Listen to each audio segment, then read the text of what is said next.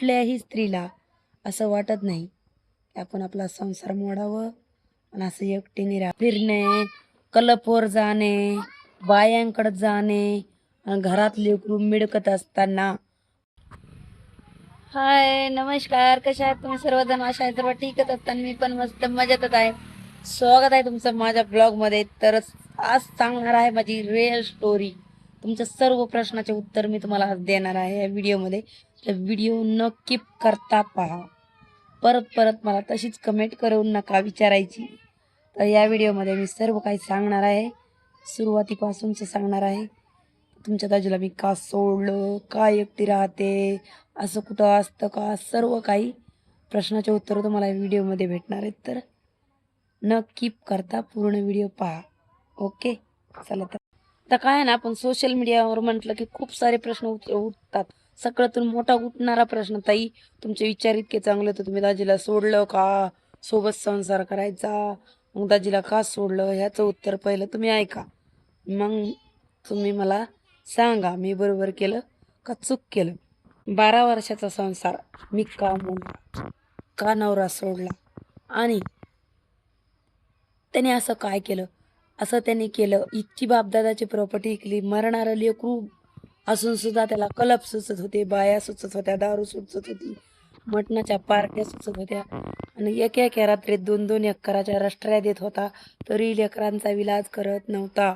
हे सर्व काही सांगणार आहे तुम्हाला या व्हिडिओमध्ये मी आता, आणि तुम्ही ऐका. नंतर नंतर मला आलतू फालतू कमेंट करत जाऊ नका. तो आई तुमचे इतके विचार चांगले, मग तुम्ही का राहता, असं का बरं, संसार बसवा, हे प्रश्न तुमचे सुटतील. ओके. हार्टच्या प्रॉब्लेमचं लेकरू घरात सोडून त्याला दारूच्या पार्ट्या, मटणाच्या पार्ट्या, 2-2 एकर इकायचं सुचत होतं. मला खूप वेळा हाकलून दिलं, मला खूप वेळा मारलं, मी खूप मार सहन केला. मी ऊसतोडीला सुद्धा गेले, आणि लेकरं घेऊन, एक पोरगी माझी 1.25 महिन्याची घेऊन मी ऊसतोडीला गेले होते त्याच्यासोबत.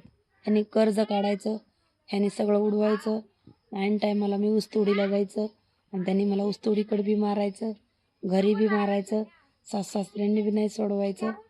अशी जिंदगी माझी 12 वर्षे काढली मी. समजलं का? बोलणाऱ्याला काय जातं, ताई तुमचे विचार इतके छान आहेत, मग दाजीसोबत का म्हणून नाही राहत. कुणालाही कुठावं, ते बी मी एकटी राहिले, जिद्दीने राहिले, मुलं कुठं सोडले नाहीत, कधी हॉस्टेलला टाकले नाहीत, कुठं बाहेर शिकायला टाकले नाहीत, माझ्याच डोळ्यासमोर ठेवले. समजलं का? माझ्याच डोळ्यासमोर ठेवले. कधीही त्याचं तोंड, ज्यांनी कदर केली नाही त्याचं तोंडही कधी बघू दिलं नाही मी. पण माझं बी सांगते, ज्या सासू सासऱ्यांनी आधारच दिला नाही कधी, त्यांच्यासोबत बी काहीही वास्ता ठेवला नाही. आता सध्या ज्याला ज्याला माहिती आहे माझं खरी परिस्थिती, त्यांच्याकडं दात घासायला मातीसुद्धा ठेवलेली नाही त्यांनी. नम्रची नम्र गेले त्यांचे ऐशो आरामामध्ये. मी कवडीचं सुद्धा खोटं बोलत नाही यामध्ये, कवडीचं सुद्धा.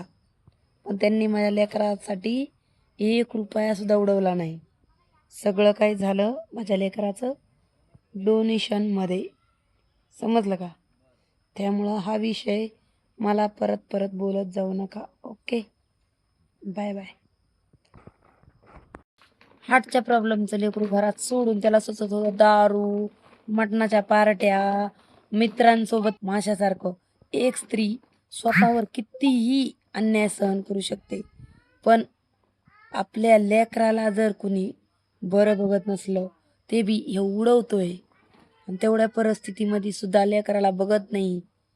अशा परिस्थितीमध्ये कुठलीही स्त्री सहन करू शकत नाही. आपल्यावर किती हान मार, चट बेल्टाने मार, मिरची पावडर टाकू टाकू मार, सर्व सहन करू शकते. ऐका माझी कहाणी.